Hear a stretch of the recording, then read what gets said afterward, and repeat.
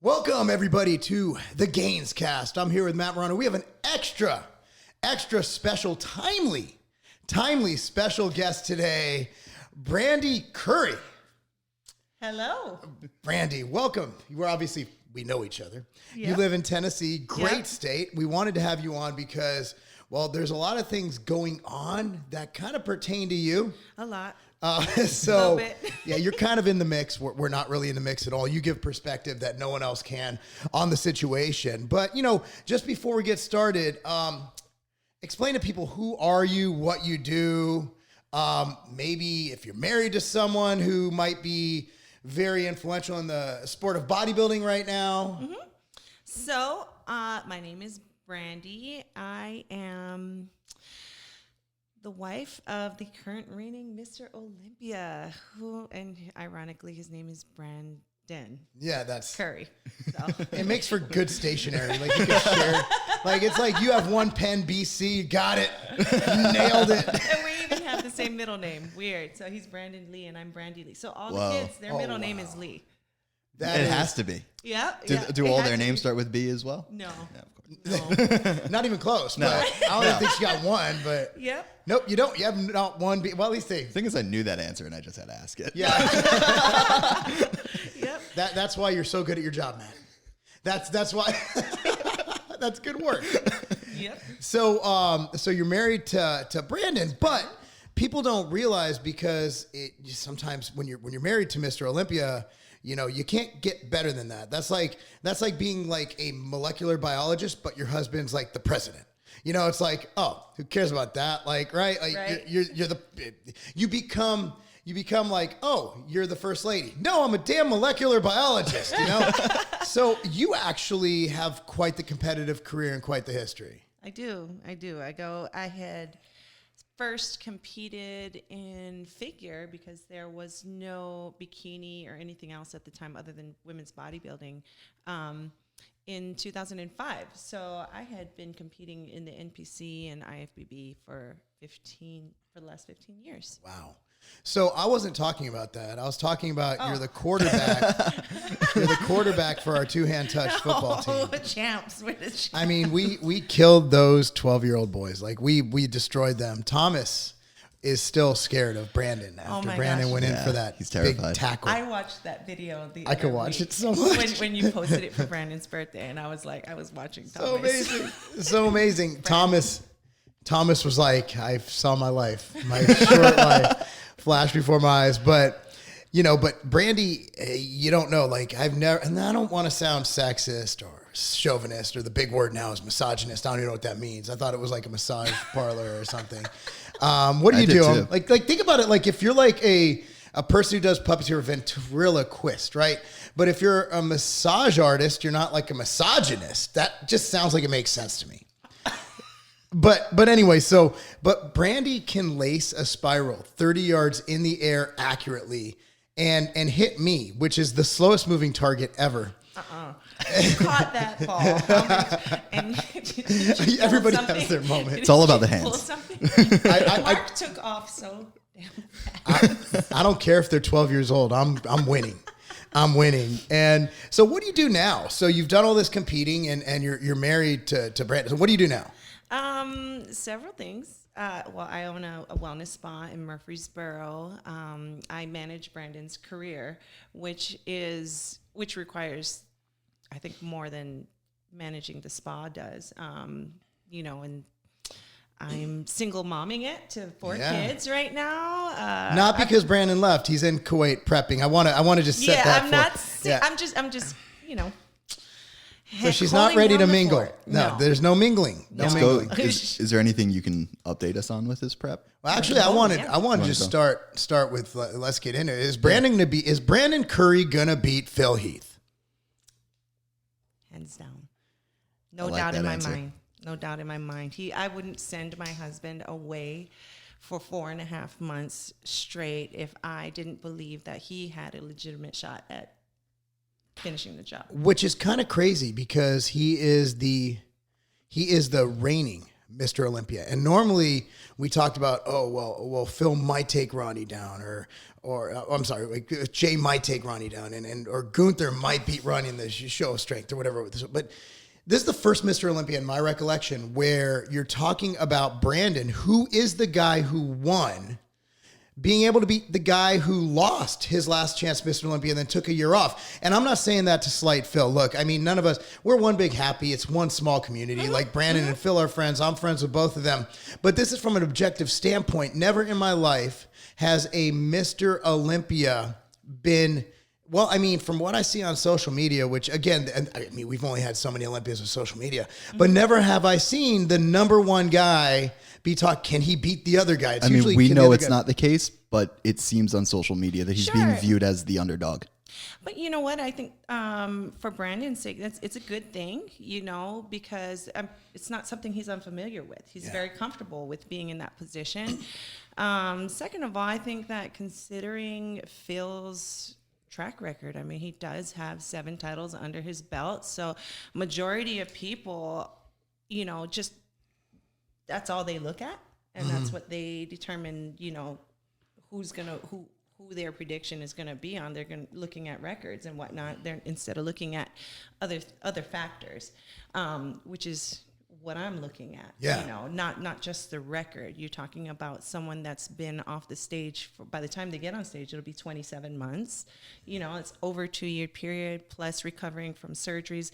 And I think the most important thing is that Phil is healthy, and it's exciting. Honestly, I think when we got the news that he was returning to the stage, I can't even explain it. We were so excited because of the way that people had responded to Brandon winning due to the circumstances of other people not being on the stage. It really gives him this opportunity that he wouldn't have been able to have otherwise. Say he came in again this year and wins again, but those other names weren't there. It'll kind of leave that stain. So this is a huge opportunity for Brandon, and he's in my opinion, he's the guy with nothing to lose. He doesn't have a legacy yet. It's his chance to really get rid of any doubt there. If he beats Phil, I don't people think need to shut up.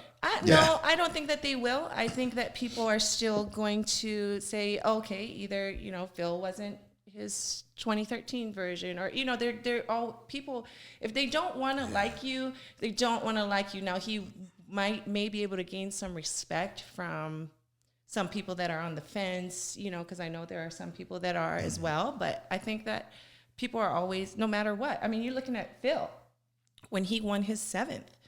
The backlash that he got, to me, was like a million times worse than what Brandon dealt with. When Sean won, man, we know a lot of other things. Most of these guys hate, and we've had top guys, former Olympians, even reach out and say, hey, stop talking to these people, just block them or just delete their comments. And I said, Brandon and I had this conversation months ago and made a commitment not to let those people get to us. I feel like if you are going to be blocking and deleting, that means these people are getting through to you. And it's affecting your ego. If you don't have an ego, no matter what anybody says, hey, go ahead. You want to be an ass? Go ahead and say something. Leave it out there. You can be the example of what's wrong.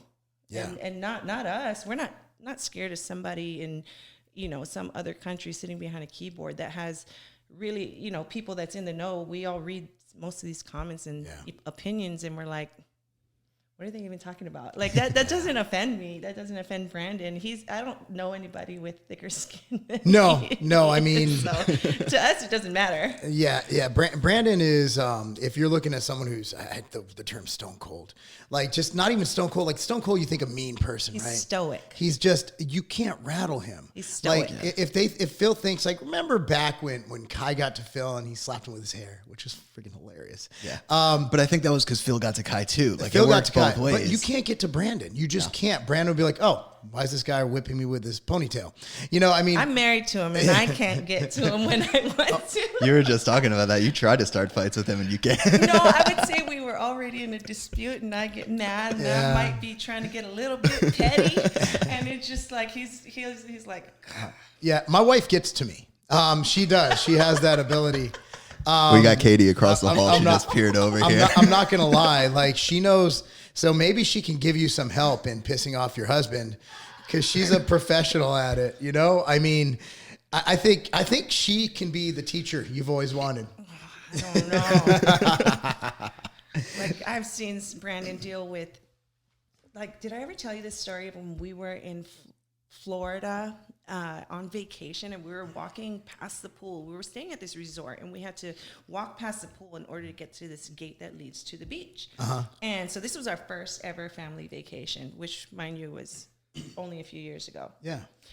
So we waited at least a decade before we were able to go on our first family vacation. But anyhow, as we got to the gate that led to the beach, Brandon stopped, and he just had this energy that I never really felt from him before, and this expression on his face. And I was like, "What's wrong?" And he wouldn't budge. He wouldn't say anything. I was like, "Oh man, like, this is different." And he finally told me what had happened. Now he didn't even budge, but he had overheard a grown man. And I saw, he pointed him out, and I saw the guy was, he was a grown man. He had his wife, and he had a little boy that was maybe 4 or 5 years old. I think he was about this age of our son Marv at the time, and Marv is 8. Anyhow, this man told his son to walk up to Brandon and call him a little N-word. Really? Yes. Wow. That's. And the mother had intervened and confronted her husband, stopped the son from doing it. But that's what I'm saying. He couldn't even get to Brandon. Brandon wouldn't even respond to that. So I'm just saying that's about as bad as it can get. You can't know get what I much mean? worse. Especially with like the racial tensions and all that stuff. And it's like, man, and he had to stand there and handle that the way that he did as well, because we had our 3 sons with us at the time. I mean, that's just setting a great example there. Right. But what if this big, muscular black guy was the one to get angry?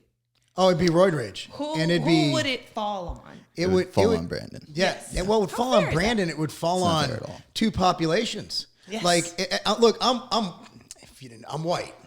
I know. No, but I mean, here's the thing: is that even I get, like, if I have a bad day, or if, let's say, I just get excited about something, or I'm passionate, roid rage. Now combine that with being a 200 whatever pound black guy who's large. Like, you look at Brandon, you look at Hulkzilla. And he had no shirt on. And no shirt. Yeah. I mean, first of all, that guy needs to learn to keep his voice down and not get, because Brandon could have been someone else who would have just destroyed this guy. That's what I'm saying. So he should be, but yeah, that does strike me as something Brandon would do, because Brandon after Brandon won the Olympia, it was when I first, and I don't follow many people on social. I've been following Brandon, and I started looking at all his posts. This is before we moved here. And I remember someone, he took a picture of this woman, grandma, who beat cancer on your football team. Yes, and she just passed away a few weeks ago. I'm sorry to hear that. That sucks. So I remember reading this comment, and Brandon's like, "Hey, this woman's like, she's a fighter." It was just positive, right? Mm-hmm. Someone goes, "Oh, Mr. Olympia has no legs." I've seen Brandon's legs. He's definitely he definitely has legs. And Brandon, and then someone goes, "Brandon, you should just delete it." He's like, "No, I want to keep this to show my kids what not to act like." And that's when I'm like, "Wait, this is the guy." And that was before I didn't even know you all lived in Tennessee. Brandon Instagram messaged me. He's like out of nowhere. He's like, "I heard you were moving to Tennessee." I'm like, "Why? What's Mr. Olympia texting?" You know, like, well, that's cool. So yeah, Brandon, yeah, he's just that guy. Yeah. Like, he's that guy. Like, some people pretend to be virtuous. Some people put on a front, and then you find out, they have this crazy past, this like the Biden family. So I mean, to have somebody who literally could run for office, who's been in a sport that's so littered with just crazy Sodom and Gomorrah crap, to have his outlook and his reputation is not only, it's an anomaly, but it's profound and it's amazing. And people say that, oh man, why you dick riding, bro? I'm like, well, I mean, that's not dick riding. That's just giving credit where credit's due. And if that's dick riding, then hey, I'm riding the dick. But I don't think I'm dick riding. I think it's one of those things where you're looking at it and you're like, why? If we literally have the one time in our life, in my life, where we have a Mr. Olympia, and I liked Sean. I thought he was great. It's unfortunate those allegations came out. I thought he was a great representative, someone who, he was 43 when he won Olympia? Like, he's old as shit. The oldest Mr. Olympia. Yeah. I mean, he's ancient in the terms of, in sports, right? Mm-hmm. And unfortunately that happened, but for the first time, we have a Mr. Olympia who literally can represent family values, who can represent belief in Christ, who can say that, who can represent family first, who can represent hard work and the American dream. I think that with all those things that you're naming, I think that what a lot of the viewers should also take into account is that it has not been easy to maintain all of those values that he has, because being in the position that he's in, can you imagine the groupies? I mean, it's a public sport. Can you imagine the people that will try to become affiliated with him, or I mean, especially I'm his wife, okay, and I have seen everything. I mean, you're a man. I mean, you don't have to be a Mr. Olympia to have women trying to come at you, or just associates or whatever, for all these type of shadiness to go on. I mean, he's had multiple opportunities, you know, to destroy all of the things that he believes in, from family to his Christian values to everything else. Yeah. You know, he's had to battle them and overcome, you know, the flesh. When you say battle, that's a true term, because biologically speaking, men are hardwired to be dicks. We just are. We're just hardwired to be pigs. It's what men do. We're meant to procreate. I believe it. Yeah, I tell people all the time. He's a man. It truly just is. And people get mad at me for saying that, but like, you know, as far as marriage doesn't biologically, if you look at the way the male is wired, it doesn't make much sense. But societally, it's better. Like, we know statistically now, we know that single parent households just don't fare as well.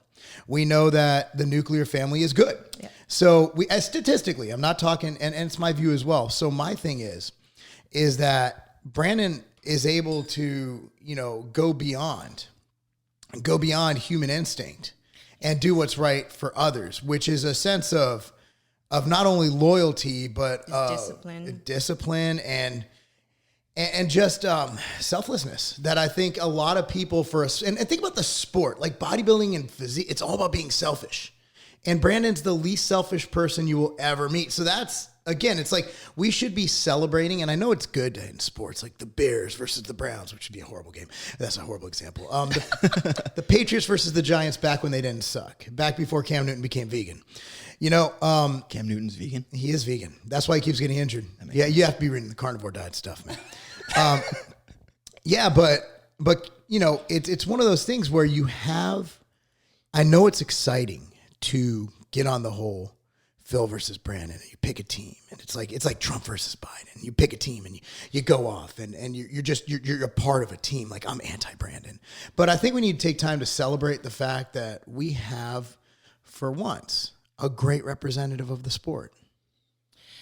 Yeah, I mean, man, it almost makes me nervous because, you know, he's my husband. Mm-hmm. But, you know, it makes me very proud because I saw all of the struggles. I saw all of the I mean, he didn't have a lot of friends in the industry because he didn't, you know, he wasn't like a lot of people. Mm-hmm. Couldn't relate, didn't have the certain lifestyle that a lot of people had.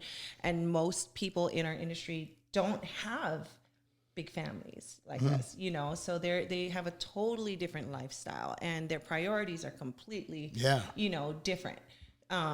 So it's been pretty rewarding to see him finally get to the point that he's at now, and then still and be able to be proud of the way that he got there, and the fact that he was able to keep his priorities in order and still become number one in the world, because that is so hard to do. It truly is. So with that said, like I'd say you're living your version. What is your version of what the American dream is? Would you say you're getting there? Is your like what everybody has their own definition? Yes. I mean, I guess for me personally, my background, I mean, I guess you could look at both Brandon and I together as a unit. You know, our background is, you know, obviously his family they come from a slave background, you know, and I come from an immigrant background on my mother's side in Hawaii, and my father was white, and they were just farmers, poor farmers, you know, so we had both Brandon and I had literally, we had nothing but each other when we got married and had to build everything literally from scratch. And so for me, the American dream was like my immigrant family. And when I say immigration, you know, in Hawaii, back in the 40s and 50s, there were a lot of immigrants coming in from a lot of other countries like Spain, the Philippines, and whatnot to work at the fields, and that was where some of my family members came from, and they came for the opportunity, they came for the freedom, and so now, you know, we have our own home, we have successful careers, we have a successful family, we were able to maintain our marriage. You know, we've been married not as long as you and Katie, but 12 and a half years is still pretty good. That's tenure, for being, especially like when you see some of the senior citizen type of relationships, okay, they're long term. That's more common in their age. I'm in a much, you know, we're in a younger generation. It's harder. It is. You know, we have, it's taught to us now. Oh, you can always get divorced. Yeah, divorce is always there. And there's the DMs. You know, you got to be careful with the DMs. That's where it goes down. Yeah. That's where it goes. I heard. The kids told me it's where it goes down. We have teenage girls. That's something. So our daughters are good friends, which is great. They're the same person. Yeah, I was about to say. It's really weird. Twins. A lot of you guys who've been following me know Katie. Zoe, who also has an Instagram, and you know, they got a chance during the whole lockdowns to train together every day, and it was kind of cool. And they're literally like the same person, which is weird because when I say the same, it's eerie. They're like, were you guys separated at birth? It's crazy. They had the same random little like pearl necklace. Remember I saw you post a picture of her, and I took a picture and I showed you a picture of Zoe. I was like this is not a trendy necklace either. It's like a black rope with a single pearl. And then the day that they met, do you remember that? They had the same shoes. They had the same color, same everything. You pointed at it. You're like, and I met Zoe at the Flex. Yep. And you're like, I was right. And I'm like, yeah, you were right. You're right. You're like, yeah, I was right. They're the same person. Cause I'm like, same demeanor when they meet people, same. It's just creepy in a good way. But that's another thing. So you and Brandon are raising 4 children. Mm-hmm. So you're raising 4 kids, and Brandon's like last year, he was gone weeks, months, most of the year. Mm-hmm. How the hell do you do it? Like you're a married single mom. You have football practice. You have soccer practice. You have your business ventures. You have Brandon. You have everything going on. You have your spa. What drugs are you taking? Because I think like what Adderall. Like come on, kick down. we all need some. Like that's crazy to think that you're cool with it. You're like, okay, Brandon, go to the Middle East, which, you know, it's crazy. The story I got was you kicked him out and told him to go there. I did, not knowing. And he left like within days of me saying that. Like I got him a ticket. It was like, just give me, I remember he left on December 12th, 2016. And I know that because I said, you have to at least stay until Maximus's birthday, which was December 11th. So I said, day after Max's birthday, you can get on a plane and go. So I sent him. And I had no idea. I mean, I just knew that this was going to be his last chance, and I did not plan anything ahead. I didn't even think like what was to come. But back then, to be fair, you know, only 2 of them were in sports. The other 2 were much younger. So now you got 4 in travel, basically sports. Yeah. Yesterday was like my first day where I had like a little bit of a mini anxiety attack because Zoe's team started their first actual season practice yesterday. So I had 3 practices for the boys, and they had, well, 2 of them actually were on the same location, but one started at 5, the other started at 6, and then another one started at 5:30 on a different field. So I had all the boys start at 5, 5:30, and 6. God. And then Zoe started at 5:30 in Franklin, an hour away. Yeah. So I was going, well, who can I like? Yeah. Who wants to drive an hour away and then an hour? Because I can't do that. I'm used to kind of figuring out how I can handle the boys, and I've got a couple of parents that help me transfer them from field to field if I need to. Yeah. But between that and, you know, everything else, I take it, I plan ahead as much as I can, and I take it one day at a time, and I shed a lot of tears in the closet, and I do wake Brandon up like in the middle of the night sometimes, and I'm like, honey, I don't want to talk to Max right now. You are going to have to talk to him, or whoever it is, you know. Which is the thing I wanted to kind of, and this is perfect to talk about, is everybody, when they look at these guys going to Kuwait, right? Like, they're like, oh, there's some magical potion. There's this. There's the same stuff in America as Kuwait. In fact, you don't even have good internet in Kuwait. Like, you think they're that behind on the internet, that they're that ahead on bodybuilding technology? Have you not seen the blurry pictures that they get of Brandon to post? Brandon, it looks like their cameras are made of potatoes. I'm always like... So what I wanted to get across, and I want to say this with the utmost emphasis. The one thing that Brandon gets in Kuwait is he gets to train and eat. And when you have a family of 4 kids and a wife and responsibilities, and speaking from experience, there's no way you can have an optimal prep. You can't. No, it's impossible. It's impossible because kids are parasites. They're evil.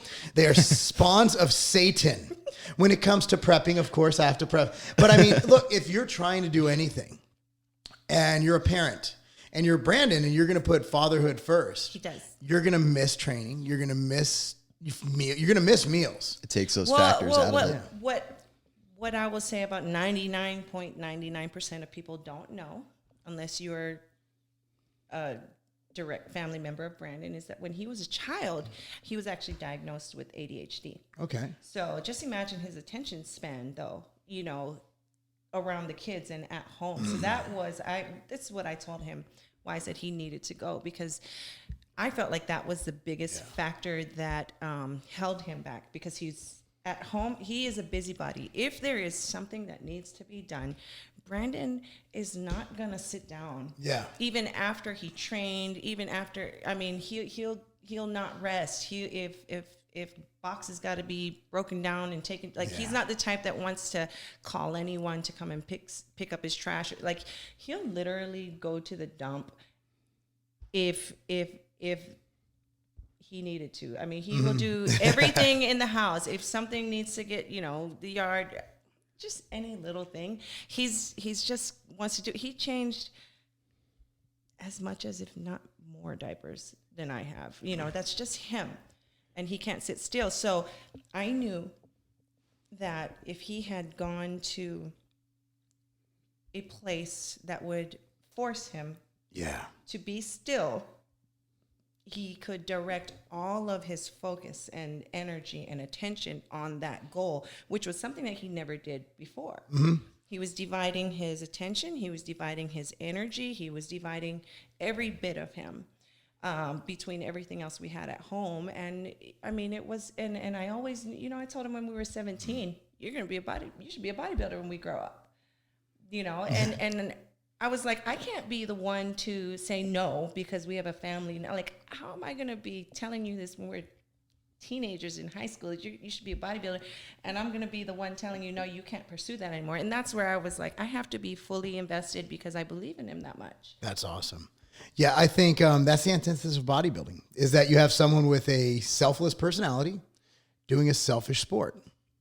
Yeah. It is a different year where Brandon didn't have an opportunity, and a lot of money is made after the Olympia, where the Mr. Olympia gets booked for these appearances. And it's not like $100 here, $100 there. It's not like, you know, it's like big chunks of cash. Yes. Tens of thousands of dollars. And being that we're in the COVID era where some states are still shut down, I believe New York has entered the Holocaust phase of shutdown. Yeah, no, it's gotten to the whole wrangling Jews. Yeah, I mean, which part of it. honestly, as long there's too many of us anyway. Well, that's why I got out of there. Yeah, I was like, hold on. No, you didn't get out. They kicked you out. They're like, okay, you have a choice. Welcome to Tennessee, man. It was like, oh, you're half. Hold on, you can either leave or just get on this train. You know, you got on the train. We were joking around the other day. It's like, who would have thought a Jew's safe haven would be the South? Like a place that flew Confederate flags and fought against ending slavery. It's like, well, I need to find some freedom. Not just a Jew, anywhere. Yeah. Or any race. Like just any race. The South is where you want to be right now. It's so friendly. Have you ever thought like, Isn't it great here? oh, it's amazing. This week has actually just flown by. Don't Like, I've tell been here a week. Hey, Everyone's gonna start I don't want to be freaking out. partisan, but I'm going to tell you, like, if you're liberal, like, it's a horrible place. Don't come here because we like guns, we like freedom, and we like low taxes. So if you have a Biden sign in your front yard, you might want to consider Oregon. Just saying. Yeah. Man, I don't, you know what, how many times I have this conversation with people about, because, Hawaii is struggling so bad right now with the whole COVID thing. Well, you got that crazy senator that, Yes.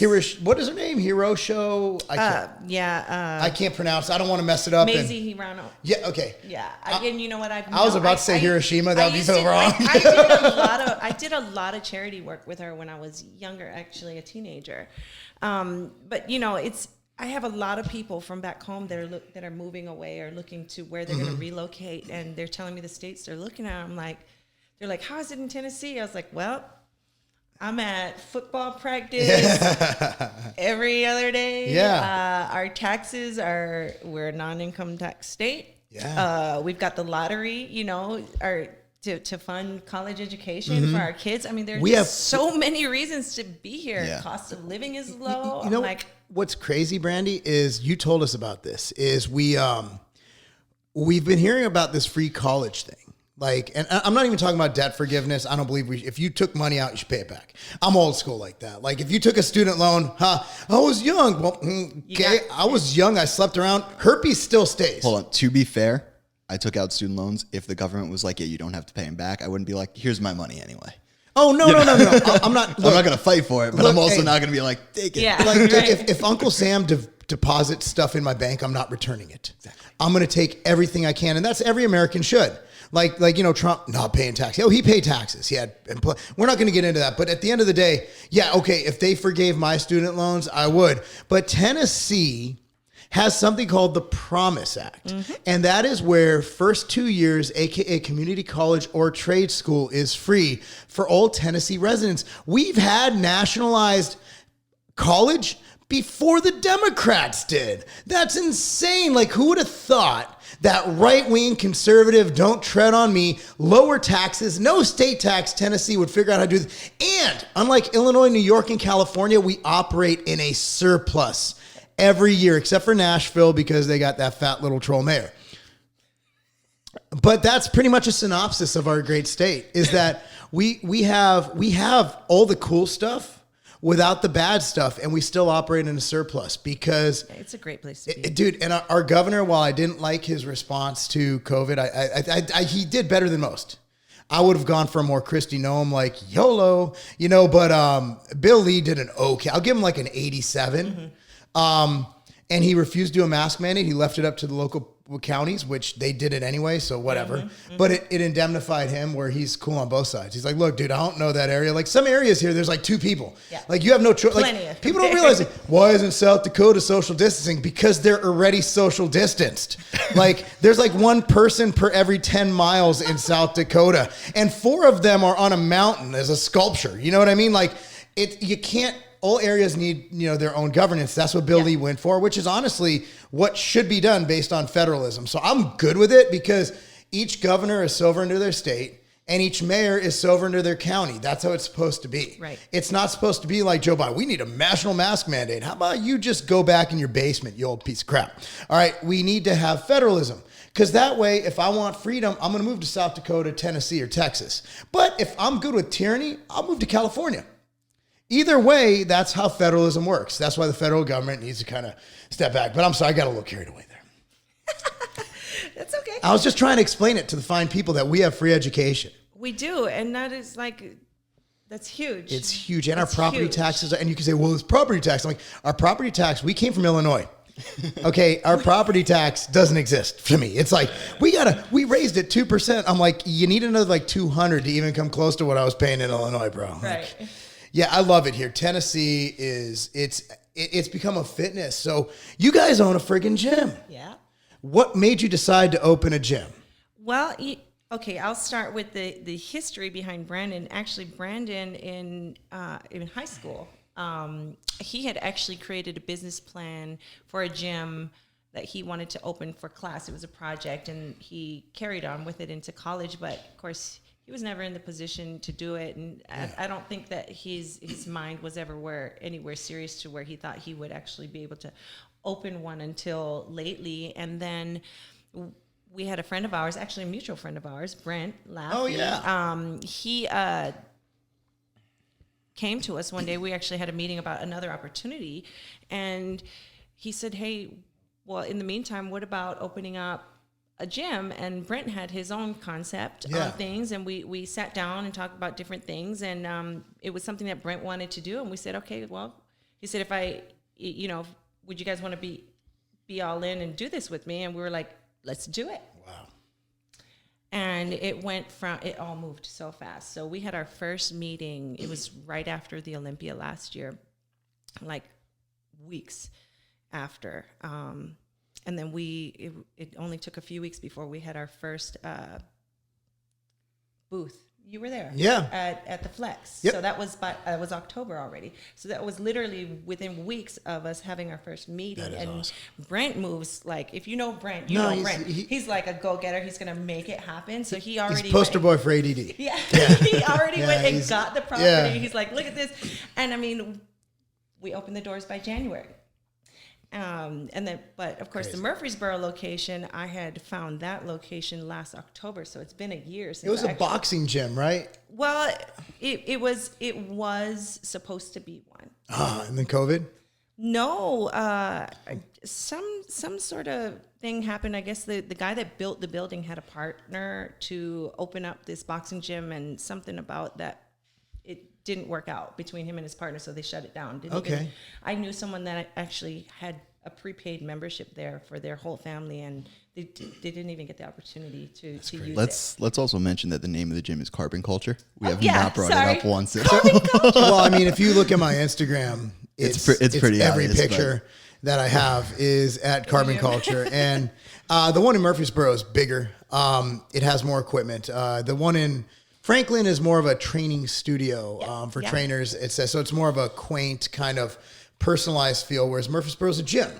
It's a gym with people and motivation. And honestly, for me, and we've noticed this the last week, it's like, I like gyms to have people. And if I don't want to have people, I'll just squat at home. It's one of those where I like the energy. I feed off of energy, and that's what killed me during COVID and not being able to travel is I was literally not as energetic during the day. And traveling is hard. And the way Brandon does, Brandon, I got to get back to Brandon. Like stories about him, like most bodybuilders, if you sponsor them, they're lazy as shit. They don't do anything. They just like, I only get one event a day. It's 2 hours. I need 14 meals. Brandon literally, I heard a story about him. Like he was early to where he needed to meet the person. And then he's like, where are we going? That was it. And then they just like, well, we're going here. He's like, you need to do more stuff? Like, what? Like, that's a different mindset. But didn't Brandon, was it 3 years ago he's dead last or 4? 3 and 4 years ago. 2 years in a row, he was dead last. I mean, that's kind of like a dynasty. Yeah, 15, Crazy. 15 and 16. And then he won the whole damn thing. Worst to first. That is crazy. That's awesome. That is crazy. That's that work ethic, though, that you can't teach that. Like, you need to lose to win. A lot of people, they'd get discouraged and not do it again after coming last once. Yeah. And then to do it twice, That would break Well, I think- 99.9%. It's like remarriage. Well, someone like Brandon, because he came into the sport and was so, you look at him, it's like, wow, that guy has great genetics. People got to realize that genetics are only a tool. Yeah. They're not the tell-all. They're just something that you have something to do with, because clearly if he didn't put in the work with his base genetics, he couldn't have turned pro. This is my view on bodybuilding. It takes, like, let's just give around 1% of the world's population might have the genetics to be a bodybuilder. Mm-hmm. But then you have to find like the 1% within that 1% that actually want to be bodybuilders. And then the 1% of that 1% that can take it to that next level to do what they do. And then to come in first, it's like a millionth of that fractional 1%. It's the NFL funnel on steroids. Yeah. You know what I mean? The NFL funnel. Well, very good. Very well played. The NFL funnel, you go high school, college, NFL, Pro Bowl. It's like it just weeds out anything but the best. And that's why if you look at any Olympian from Arnold to Dexter to Zane to Phil, you look at just of that era, the best. And I love these comparisons of, and you can, and I mean, it was fun. Speaking of handling something, like Dorian's a friend of mine. And Dorian was just Dorian with Brandon. And Brandon handled it like, he just like, everybody expected Brandon to have a big, like, and the titles were great. The clickbait, it's like Brandon Curry's opinion. Brandon's like, well, he's entitled to his opinion. Well, yeah, the way Brandon was like, he actually laughed it off in that interview with Patrick Bet-David. It was so like, he said, it just shows he's still competitive. It just shows that Dorian's competitive. And there's nothing wrong with that. I mean, you can't hurt a guy with no ego. But Brandon would beat Dorian. I'll stand behind that. I know I'm going to get hate for that. Brandon would beat Dorian, 100%. If you put them side by side, Brandon has no weaknesses, not really judged weaknesses. Like you can nitpick little things here and there. You do the same with Dexter. Apples to oranges. But I mean, you look at his waist to width circumference. You look at even his quad sweep. Like Dorian he was grainier, but I make this argument all the time. Dorian was a white guy with thin skin. It's a different look. White guys bring a different look. It is what it is. You can't really get grains. Well, when Brandon won the Arnold last year, William had crazy separation and his condition looked like incredible. I felt like he had some separation that Brandon lacked, but what set Brandon apart was Brandon was able to somehow, and this is the only show I'd ever seen in his life, because he didn't pull it off at the Olympia. He was like, he had that cement type of look. He did. And you had to be there in person to see it. And anyone that was there in person can tell you they saw it. He didn't bring that to the Olympia. But I wish I had my phone in here. I think I left it at the dining table. But I would show you a video from yesterday. We could find that and play it in the background. Yeah, we can have that going in screen. Well, no. I'm talking about what I'll show you. We can't show this to the viewers. But I will show you two. Oh, okay. What right he's now? Looking at. Well, I mean, Brandon... He's cement looking. Well, Brandon took time off, and he trained, and he ate, and he, did what he needed to do. But Brandon was in prep for the entire year of 2019. Your body can't sustain an Arnold and Olympia prep and peak twice. You're going to peak at one or the other. No, what people don't realize, if you're going to do the Arnold, you're starting some of your prep in November. Yeah. So he went from doing the Olympia, getting he was 5th. Mm-hmm. So he was prepping from May 2018 until late September 2019. That's crazy. And that your body can't, and he was doing a ton of cardio at the end, right? Like yes, a lot, which is, I think his body was just tired. Yeah, he's the cortisol and everything involved. And that's why, if like I've said, like everybody's looking at genetics. Okay, we haven't seen Phil in over 2 years. Mm-hmm. And the last time we saw him wasn't that impressive. His back was impressive, but his front wasn't. He'll even tell you that. I'm not saying anything Phil doesn't know. Well, if Phil, sure. I don't know if his ego's that big where he can't see that, but he wasn't his best. He deserved to lose that show. He absolutely deserved to lose to Sean that day. Brandon, we've seen peak at the Arnold, and he won the Olympia by a mile. Yeah. He won it by a mile. He won it. There was not anybody close to him, period. The end. So looking at that, I think if Brandon brought his conditioning at the Arnold level, or let's say 10% better than the Olympia, at Phil's best, I still have Brandon. And I'd say that to Phil right now. And I could be wrong. I mean, you never know what happens the day of the show. There's a lot of variables. Yes. Like Phil can have the best day of his life. The other day, Cammie's teammate, right? She scored 1 goal game in a blowout, right? She scored 2 goals, a freshman, in a playoff game. She had a night. We've all had those days. I hope you have. Like I've played I remember I played one football game in high school, and I was Lawrence Taylor, man. I've never been able to do that again. I've never had a day like that again. You know, when I earned my pro card, it was my night. I haven't felt that. I haven't peaked since 2013 in anything. So Phil or Brandon can have their, you know, Marc Lobliner high school football game. They can have their, you know, Cammie's teammate playoff soccer game. Everybody has that. You can have your night. But with bodybuilding, if you misjudge one thing, you're a different athlete. You have a 1 in 365 chance to have your best day in the entire year. Yeah. And you have to Well, and that's what I'm saying. If this is me trying my best to be unbiased towards Brandon, because I'm so hard on him. Like even yesterday, I sent him like his 7.5 week out videos from last year's prep compared to today, because I'm calling his coach and this compared to this to this.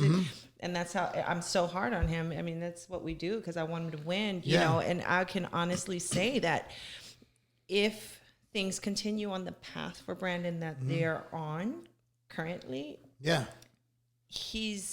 people are going to forget about his 2019 Arnold conditioning. Yeah. And that's the goal. That. Yeah. Well, he had a whole year, and he's the first Olympia with a 15-month reign. Yeah, I mean, that's something to be said. Longest single reigning. I am the longest reigning Mr. Olympia for one title of all time. Thank you, COVID. But again, back to what we started with, like COVID creates challenges where now, so many. you know, you missed, like when you win the Olympia, you have 12 months to capitalize on it. Yep. And so now the motivation is there further. And that's what I keep telling people. It's when someone's motivated by family and by other things, it's different than being motivated to just be the best. Everybody on that stage wants to be the best, but when being the best supports others, it's a different drive, a different motivation. And again, it's all about you have to do everything perfect up to that day. And then you have to have your best day ever. It's such a stress. And then you have to, but that's why Brandon's built for this. Like he doesn't stress. Well, there's one more factor, and it's funny. I mean, not funny at all that I'm going to bring this up, but you know, I think what a lot of people don't realize is although Brandon can come off as stoic and, you know, just unemotional and stuff, you know, he does hold things dear to his heart, even if he's not outwardly expressing it, doesn't mean he's not feeling it. But you were there earlier this year on February 1st at our grand opening. Yeah. I was not there. Yeah. Because I was in the hospital. I went into, we were pregnant with our 5th, and it was about 5:00 in the morning. I woke up in preterm labor and bleeding and whatnot. And I remember calling my midwife early in the morning, and she came and picked me up and took me to the emergency room. And I looked at Brandon, and he wanted to come with me to the hospital. And I told him no. And he went to the grand opening without me. And even though he wanted to be with me, as we had guests in from out of town and whatnot, and I gave birth to our past child, and that really hurt him. Well, yeah.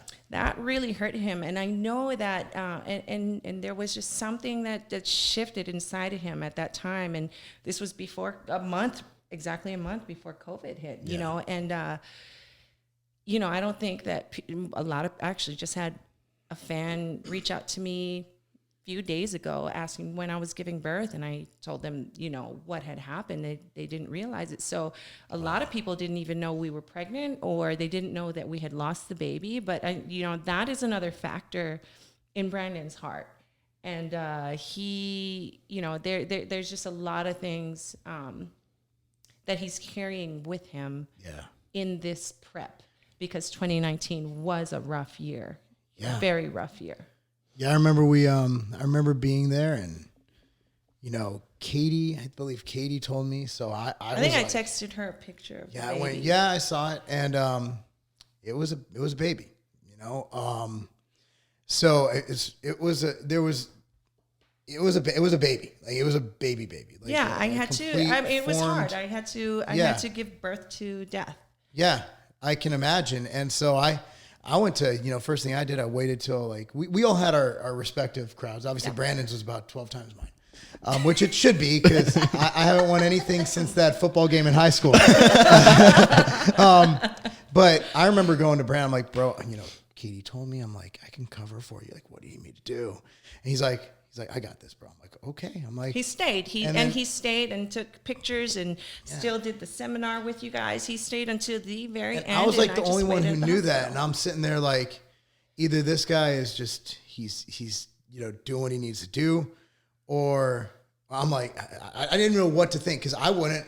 I got to tell you, I couldn't do it. That takes a kind of strength that you can't measure in a gym. But think about his dedication. Don't you dare come. But think about his dedication, like the dedication of the Currys to their fans and to people who came out. Like where it's like, we got this.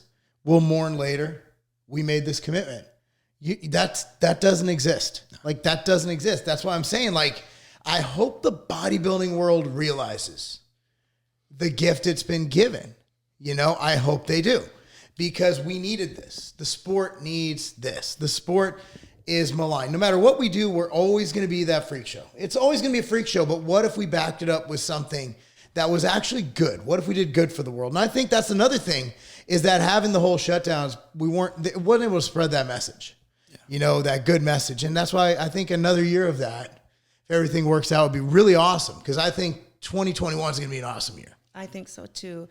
And I think that, I can't say just I think, but I know that there's just so much more within Brandon, just because I have more intimate conversations with him about things that he has on his heart, that he really does want to share, that he was really hoping to be able to share at some of the, the scheduled events that he had to cancel. But there's a lot that I know he has to offer, and that he's hoping and he's working towards, that's a bigger part of why he wants to win, because of exactly what you stated, the fact that he didn't get the chance. And it's not even, of course, it's a big chunk of change that we weren't able to make, because he wasn't able to make the appearances. But beyond that, we fully understand the responsibility that comes, because he has the opportunity to really impact people, and I think that's what matters to him.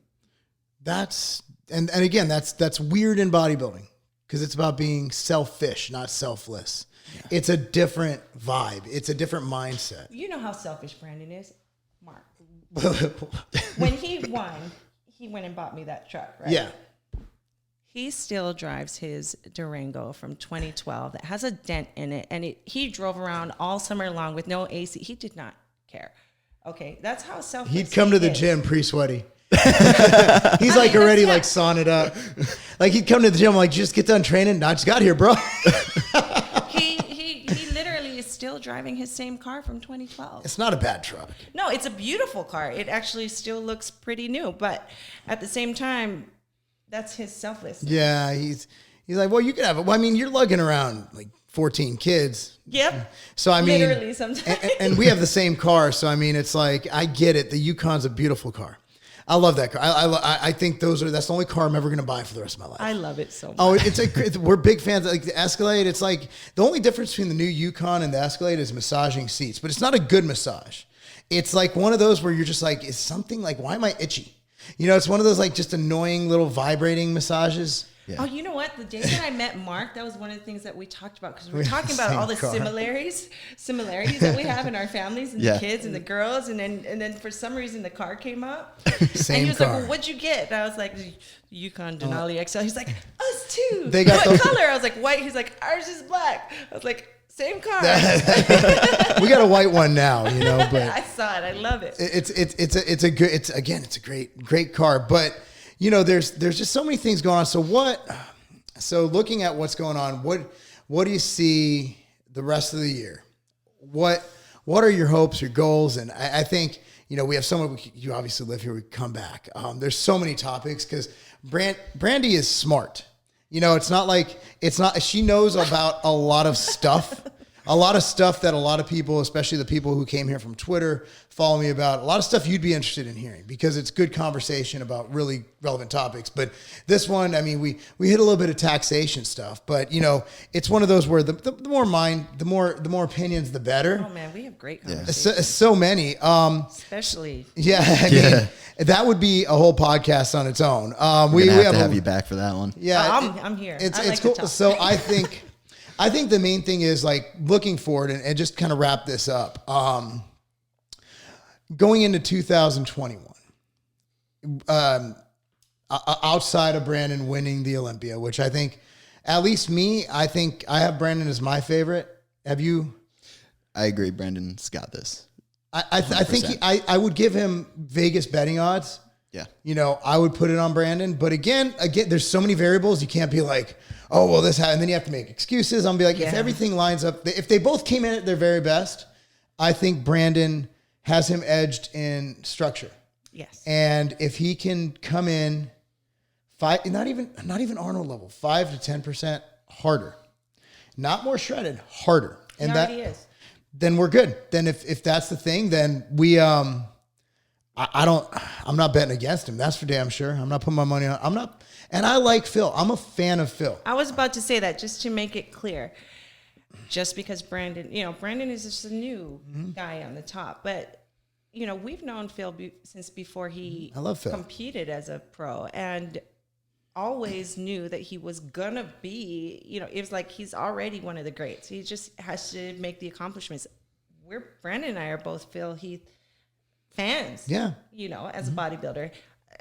Some of the best moments sitting in my seat at the Olympia was watching Phil come out. Phil's great. With his stage presence. I mean, he's phenomenal. He's fantastic. And I'm being objective. It's something I've been saying since, before, because the first thing is, after Brandon won, would he beat Phil? I'm like, I think it would. I think now, back then, no, Brandon was getting the pants. Well, I'm talking 2019. We're talking, you put 2019 Brandon against Phil. Yeah. 2000, peak, yeah. Even 2016.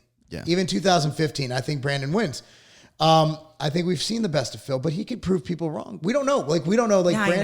Brandon, another thing is so Brandon's been showing some little previews. Here's a little bit with his potato phones.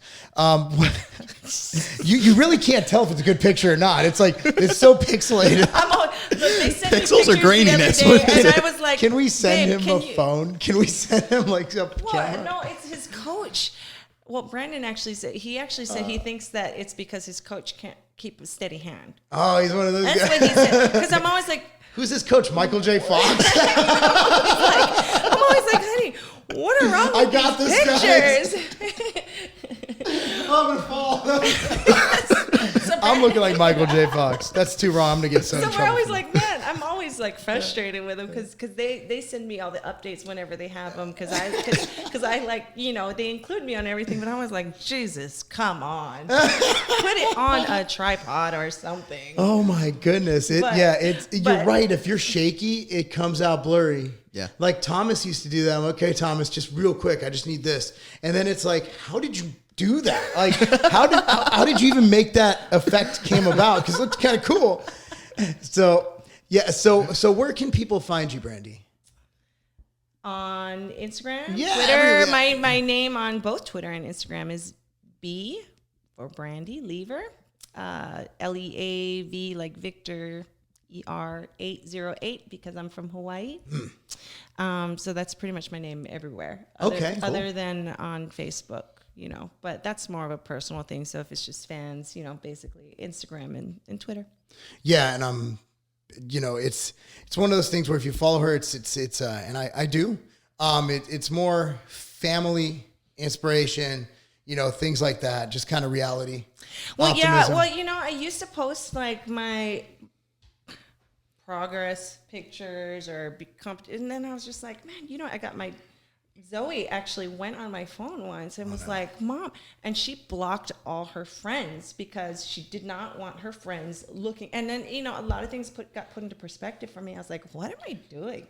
What am I even trying to promote of myself? I told Cammie who if wants she to see my progress. if Cammie ever looks back at it, she's getting kicked out of the house. There's no looking back at it. Even if someone calls you, you have to turn your whole body around. There's no looking back at it. There's no whopping. There's none of that stuff in this household. We're not doing it. Not having it. But anyway, we appreciate having you on. And there's a lot of awesome things going on. So you can see us at the Olympia. We'll be in the same area at the Olympia, wherever they decide to let us go. we have, I mean, we have to be around each other because, our kids especially are going to be upset if they can't be around each other. Yeah, and opportunity. If you have a chance to go to the Olympia, both of our families will be there. So you can meet Cammie and Zoe and all the crazy kids we talked about. Didn't we meet at Max's football game? Yeah. Yeah, we did. And he was lighting for that dude, Max, by the way. That kid lights fools up. Like, he's done. It's almost unfair when they give him the ball. They shouldn't. They should have, you can only give him the ball once a game. Because he scores every time he touches the ball. And he just doesn't even try to avoid people. He just runs them over. He can't help it. He's kind of like Brandon. He's just emotional. It's kind of like Jerome Bettis. But not as Jerome Bettis was bigger than everybody.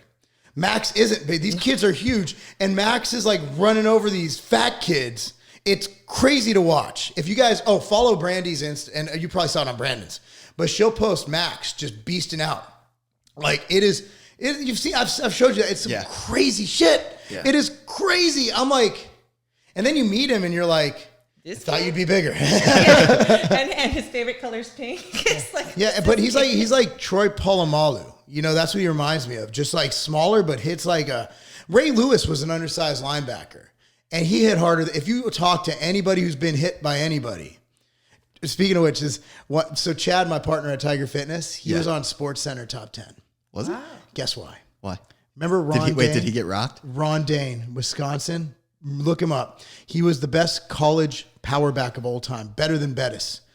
Chad got decleated. I'm talking run over. He said, I saw him in my sights. I squared up, and I was like, oh, shit. And next thing you know, he's the next morning, hey, man, you're on Sports Center. And there he is, just wow. But he made it. Anyway, guys, thanks so much. This is a GainzCast. Brandy, you can follow her. Be sure to follow us. We're on Instagram, Twitter, Facebook, YouTube. All of it at GainzCast. Tinder, Grindr, all the above. Yeah, GainzCast. Both of us are on there. Yeah, you get 2 for 1. It's a 2 for 1 special. 2 for 1. All right, guys. Thanks for listening. That's not a game.